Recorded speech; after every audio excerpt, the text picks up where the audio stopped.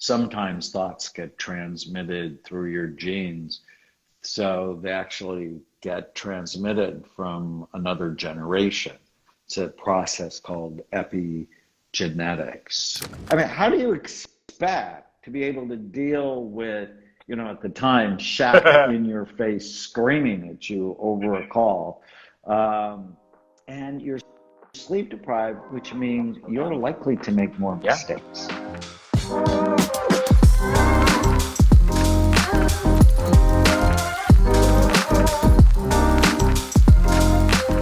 What up? What up? Dr. Daniel Amen coming on. Hopefully I don't miss it where it says, can I join from Dr. Amen? Or then I'm going to be just speaking about his book, Change Your Brain Every Day. And it's going to be a talk from me. And you guys will probably be like, yeah, David, don't even try.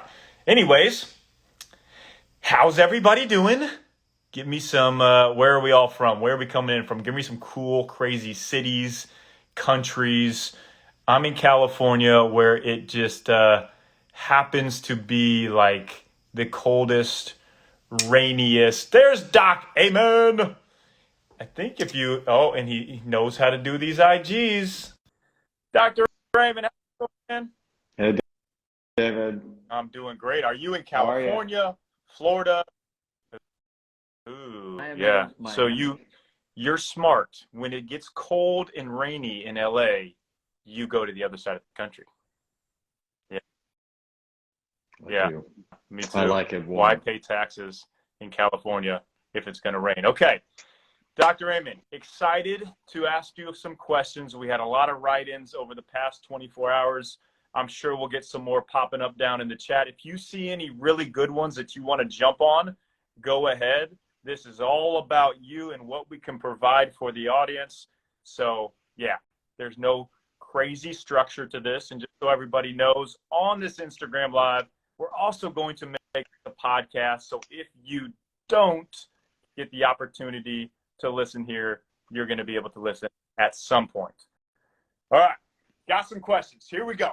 Change your brain every day. Now, here's why I really love this, Doc. So, yeah. Come on, baby. We got to get a painting of that. Can I get a painting that I can put up here behind me? So why I love this as a mindset mental coach, it's all about giving actionable tools, things that people can really do and implement in their daily habits to change their life, or for your example, to change their brain. So are there any tools that you really think like, hey, this one, if I'm going to give you any tool to, well, let's say this, they're stuck in their situation and they want to be able to take that first step of action out. What tool would you give them to really hone in on? The first thing I would ask people, and I often ask them, is to do an exercise with me called the one-page miracle. On one piece of paper, write down and tell yourself and tell me, what do you want? Relationships, work, money, physical, emotional, spiritual health. What do you want? What do you want this week? What do you want this month? What do you want this year? What do you want 5 years from now? Even 50 years from now? Because it all comes down, I think, to these three words. Does it fit? Does my behavior today fit the goals I have for my life? And we live in a society that is killing us early, that makes us think marijuana is innocuous, alcohol is a health food, sugar is something we should celebrate with. So all these lies that basically suck the life out of our goals. So if you know what you want, and then you know, of course, it's your brain, the physical functioning of your brain that gets you what you want. It's the second thing. Yep. So the first one is, does it fit? The second practical intervention is this good for my brain or bad for it? And then you Yeah. just have to know the list. And smart people, they do things that support the health of their brain rather than damage the health of their Totally. brain. And one of the most impactful things that I've ever seen is when I came to your event in Los Angeles and you showed the scans of a brain using alcohol, drinking alcohol, just like one or two drinks, compared to a brain not drinking alcohol. And once you see that, it changes your perspective on, hey, should I have a drink every night? So just the visual of seeing that was so impactful. But let's go into I've heard you say before, the thoughts you have don't make you suffer. It's the thoughts you attach to. How do we disassociate our thoughts from what we attach to in order to understand those are just thoughts? We do not have to allow those to control our narrative. Yeah, thoughts come from all sorts of places. They may not even be yours. I looked up some stats on this. Check this out. This is incredible. 31% of adults worldwide have more confidence based on clear skin. 31, that's almost 1/3 of people. Like, hey, you got clear skin, you're more confident. Get this, better looking people, meaning of just the term, the clear skin as we're putting that with, earn 12% more financially over their lifetime. 12% more? That literally could be millions of dollars. You are investing a lot into the lab, into the science, into the research. It is so far a no-brainer why anybody would use anything else other than OneSkin. Like, is there anything like you can even think of that makes sense? Like, I'm trying to, and I can't. I want to say, out of the kindness of your guys' heart, you are providing for our listeners a special pricing code, which will be in the show notes. So look in the show notes to try out OneSkin for yourself. Strongly recommend to subscribe to our newsletter. We want to empower everyone because we know that the choices that we are making today will definitely impact how you're, are going to age tomorrow. Sometimes thoughts get transmitted through your genes. So they actually get transmitted from another generation. It's a process called epigenetics. It's just fascinating study out of Georgia, where they made mice afraid of the scent of cherry blossoms. They shocked them every time that scent was in the air. So it's called classical conditioning. Well, they discovered their babies were afraid of the scent of cherry blossoms, and their grandbabies were afraid of the scent of cherry blossoms. So sometimes your anxieties, your worries, your fears are not actually yours, that they belong to another generation. Thoughts come from the voices, from your mother or father, from the priest you grew up with, from your siblings, your friends, your foes, the news you watch or the music you listen to. And thoughts lie all the time. And if you can just separate and watch the noise in your head without attaching to it, that is the beginning of the end of suffering. Because suffering is when you get attached to an idea or a belief that might not be rational. So one of my favorite, so you're going to do Scan My Brain, our series on Instagram coming up. Pretty excited about that, you and Taylor. One of our Scan My Brain people who I love so much is Alicia Newman. She's the Canadian Olympic pole vaulter who I saw almost a couple of years ago now. She had a concussion and then got really depressed. And she had the idea in her head, I am a complete failure if I don't get a gold medal at the next Olympics. And I heard that and my eyes got really big, and I'm like, that's an awful thought. And it's an awful goal. I mean, I want her to be there, but the fact that you're a failure if you don't get this one goal that has so many, random things that could make it go wrong, that's just bad thinking. And so she and I have worked on correcting, directing her thoughts to help her rather than hurt her. And just a couple of weeks ago, she became the world indoor pole vaulting champion for 2023 because she sees what she wants. She's not punishing herself with what she has to have. And, one interesting thing I've seen is negativity drops brain activity. Negativity makes you less coordinated. If you think you're going to miss the free throw, you miss the free throw. And I think it takes more brain energy, synapses in the brain to actually deal with the negative stimuli, the 100 million or 100 billion neurons going on in the brain, than it does with the positive.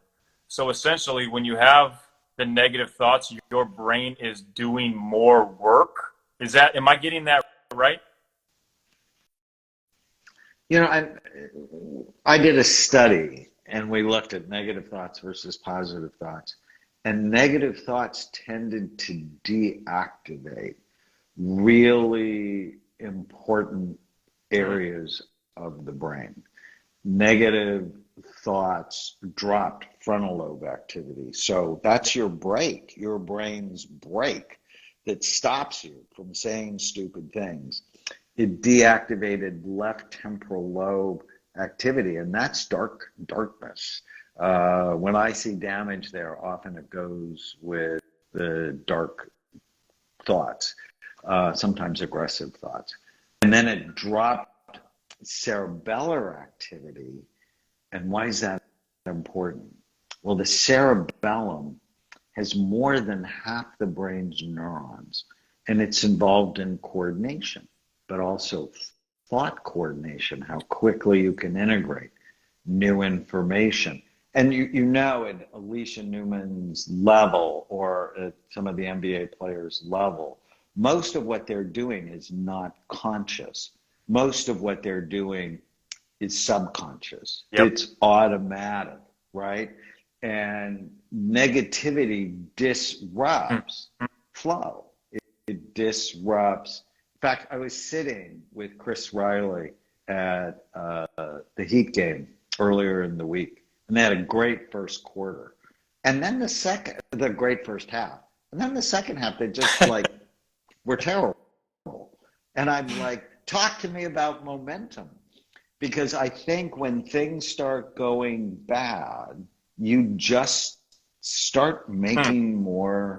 So here's an interesting question. And I have been talking to Eric Spoelstra, Miami Heat friend, and some other coaches in professional sports to understand this is how at halftime or how at some point a quarter of break are teams able to actually reset. It's like when you watch those games, I think there was an NFL playoff game. It was the Jaguars versus the Chargers, and they were down like 27-7. The quarterback was playing horrible, but then the second half, he was a completely different player. The Jaguars come back and win. What is going on is there a way, and I'm asking this in a way of, Doc, I want to be able to teach this. I want to do a study on this. How do you help people in even a short sense of a 2-minute reset? Or you're in an argument with your spouse. How do you stop, pause, reset, and be able to completely change the trajectory of what's about to happen? That feeling when you are just recharged, you don't have any sickness, no ailments, you have full,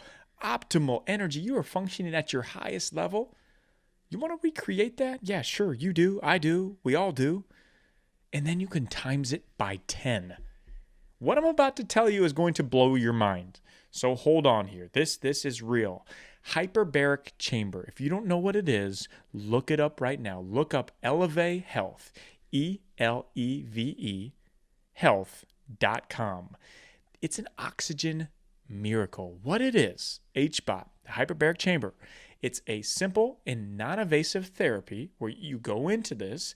It places a body in a pressurized environment that allows extra oxygen to dissolve in the blood plasma and travel freely throughout your circulatory system, getting more red blood cells flowing naturally to the body's function. It's going to help you kill off any harmful bacteria. It's going to help you detox, increase your oxygen concentration, resist and fight infection, heal wounds faster, improve oxygen supply, reduce swelling, stop infection, lower inflammation, all while you're relaxing in the chamber. I kid you not. This is what the pros, the top Olympic athletes, what everybody uses for the highest optimization recovery. This is called hyperbaric chamber, HBOT, from Eleve Health, ELEVE Health.com. Message me separately too if you want to get a specific deal on this. Check it out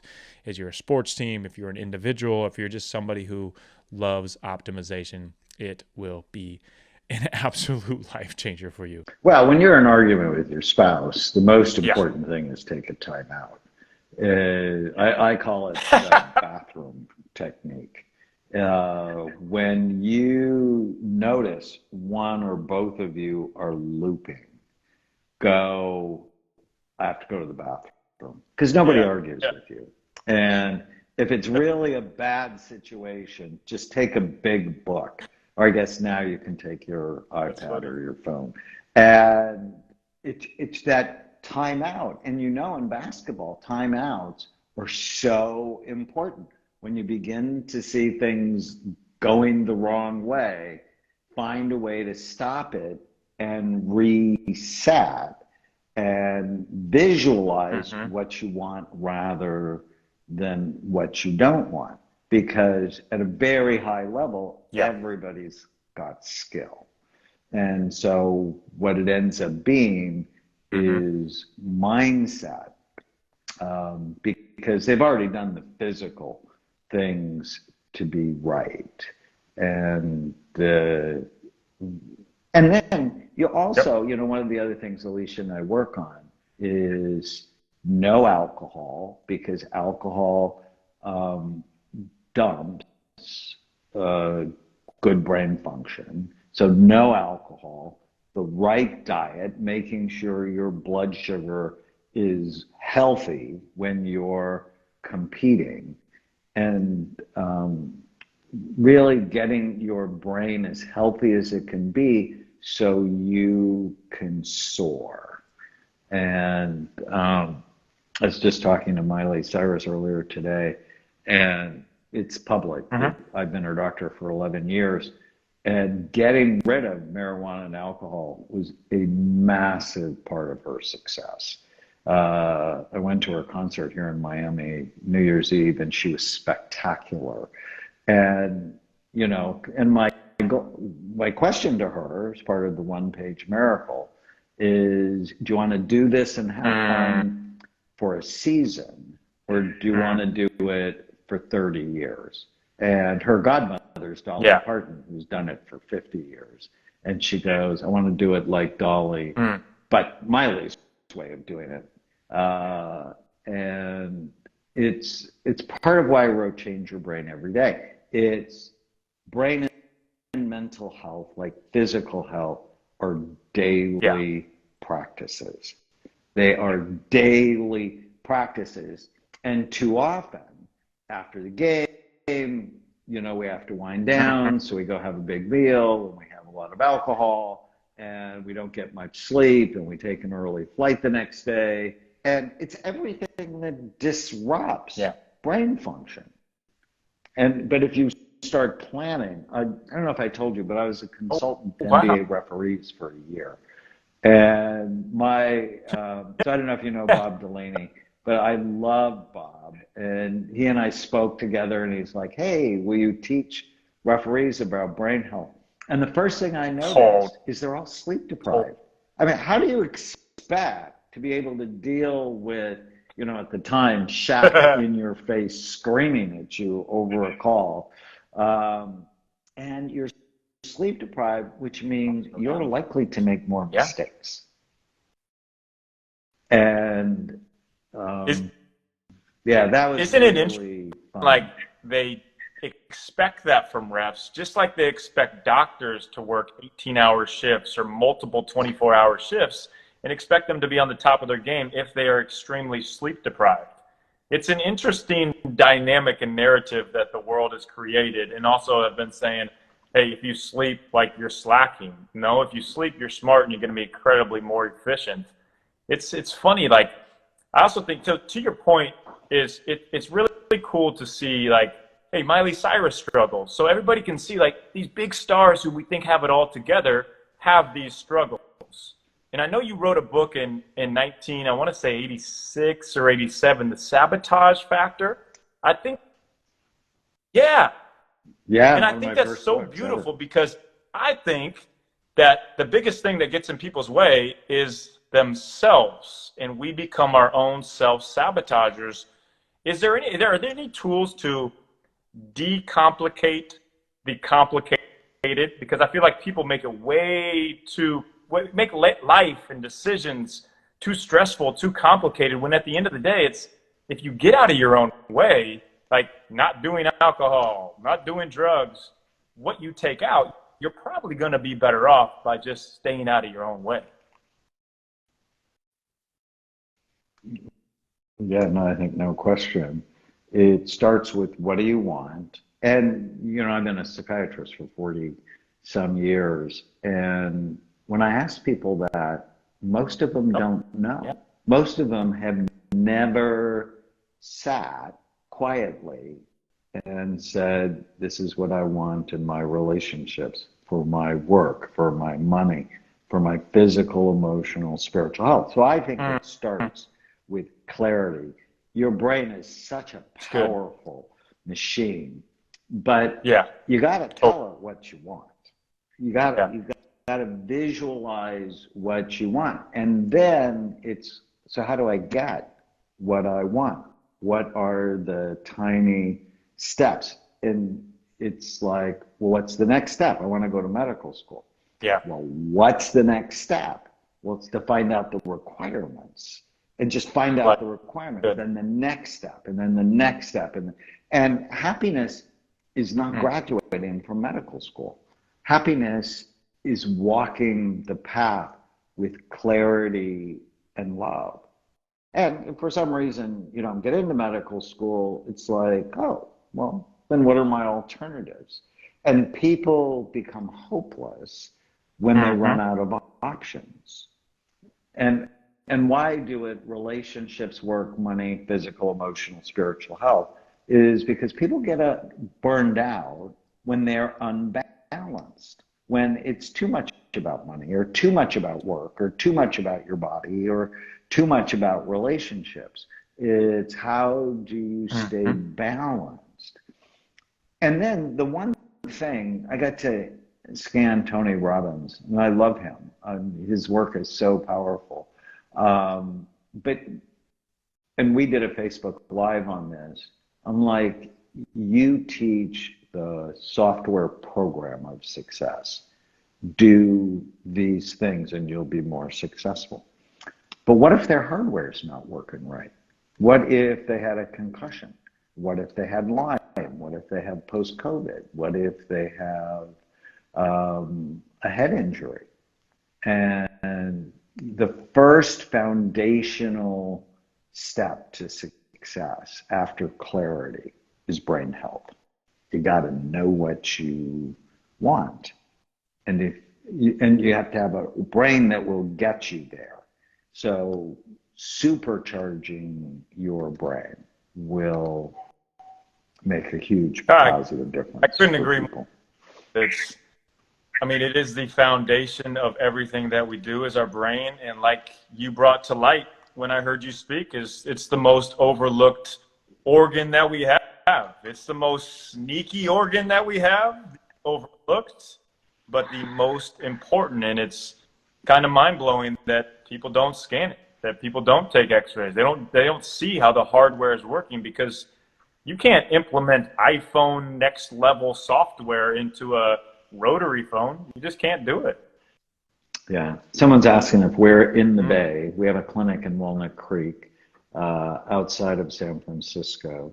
There's also a hater on. I think it's a bot because it shows up wherever I am. So I'm on like, look, if you're real, it's like, tell us you're real and repeat like 6, 4, 3, 2, 1, 0. It's just for whatever the bots. You know what, Dr. Raymond? I always think it's like an honor to have haters coming at you, because nobody's hating on somebody that isn't doing something great. And the more haters that you have, that literally means you are doing great things, because I mean, people want to be able to bring other people down, and you can't please everybody. So to any one of my NFL players, I did the big NFL study when the NFL was not really telling the truth about traumatic brain injury in football. And I got some hate while they were in my office, and they go, oh, they only try to tackle people with the ball. So I love that. Someone asked about Tampa, Florida. We have a clinic in Hollywood, Florida, between Fort Lauderdale and Miami, which is just doing great. It's one of the reasons I'm here. And we have a brand new clinic in Scottsdale, Arizona, which is awesome. And somebody's asked about the Mediterranean diet and wine. So it's small amounts of wine, but the biggest blog I wrote last year is called I Told You So. The American Cancer Society came out against any alcohol because they found that any alcohol increases the risk of 7 different types of cancer. And so I'm not a fan of alcohol. Why would you drink a disinfectant if you have 100 trillion bugs in your gut? So if people go, ew, and it's like, no, it's not like that. They make neurotransmitters. They detoxify your body. They support your immune system. They digest your food. They're your fighting force. And what does alcohol kill? It's a disinfectant. It kills bugs, which is also why you shouldn't just take antibiotics unless you know you really need them, because antibiotics kill bugs. And did you know, David, that kids who had lots of ear infections, who took a lot of antibiotics, often have anxiety disorders as adults because it disrupted their microbiome. Doc, and as we wrap this up here, I just want to celebrate you as like coming on here, and I've done a lot of Instagram lives, but I haven't ever seen as many comments of just pure love. Thank you for what you do that I've seen just flowing through here. So that's a testament to you, and being able to spend time with you in person to see how on you were for every individual there at the event, and then provide a ton of value in the talk that you gave, is a testament to what you do and to the mission that you're on. So I want to thank you for that, and tell everybody listening, like, it's a no-brainer to get this book. It has 366. I mean, you're even getting a bonus one for the years that's not a leap year. But in those 366, there's going to be at least one that will help you. And if you walk away with one tip and change your brain every day, that's a win. So thank you for what you do, Doc. And I'm going to ask this last question. So I think it's a really important question in this day and age that we are in, and just extreme uncertainty and change happening around every corner. What are your favorite tools that you would tell people to be able to combat anxiety and live in a much more peaceful, rhythmic, joyful life? So some anxiety is good. I think of anxiety like on a scale of 0 to 100. And people who have low levels of anxiety, so think less than 10, die early from accidents and preventable illnesses. So I think, I should be about 20, where I have enough anxiety, it keeps me away from things that could potentially hurt me. So a little bit is good. In fact, the number one trait that goes with longevity, health, and success is conscientiousness. That if you say you're going to show up, like you said you were going to show up, we're going to show up, we're both on time, we just live longer than anybody else. So I love that. But obviously, too much anxiety is trouble. My favorite tips, and it's like, here's 4 ways to break a panic attack. 1, if you have a panic attack, don't leave. You stick it out, because if you leave, the anxiety will now control you. 2, diaphragmatic breathing. So simple, so important.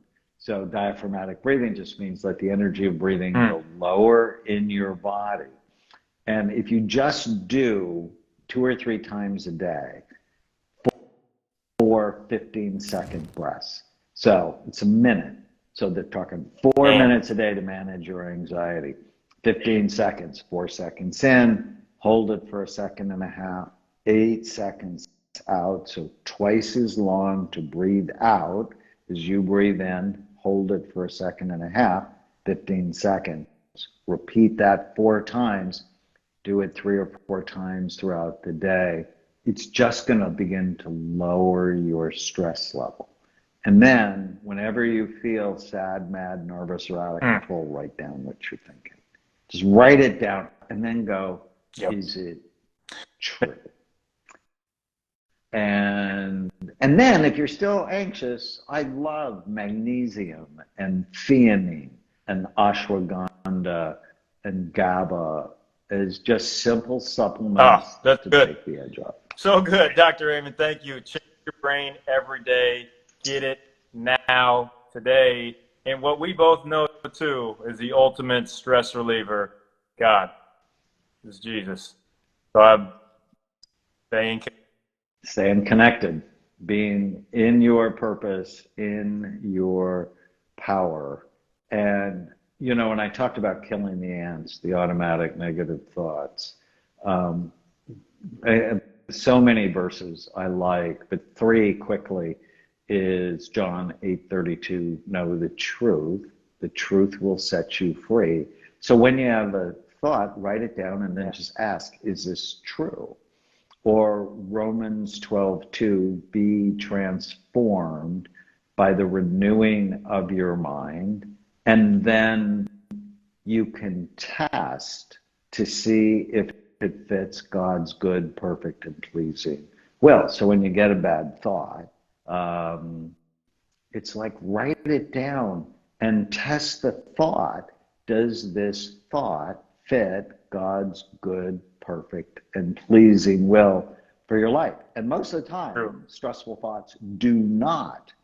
Or, you know, the best psychotherapy verse in the New Testament is Philippians 4:8. Think on whatever is true, right, good, lovely, worthy of praise. Let your mind dwell on these things. And it's discipline. You have to discipline your mind. And discipline does not mean beat up. It means train. Discipline. Train your mind to look for what's right rather than what's wrong. And that puts you close to the center of God's will for your life. That was beautiful, Doc. Thank you so much for your time and all that you do. Okay. Brother. Bye. Thank you. I'll see you soon.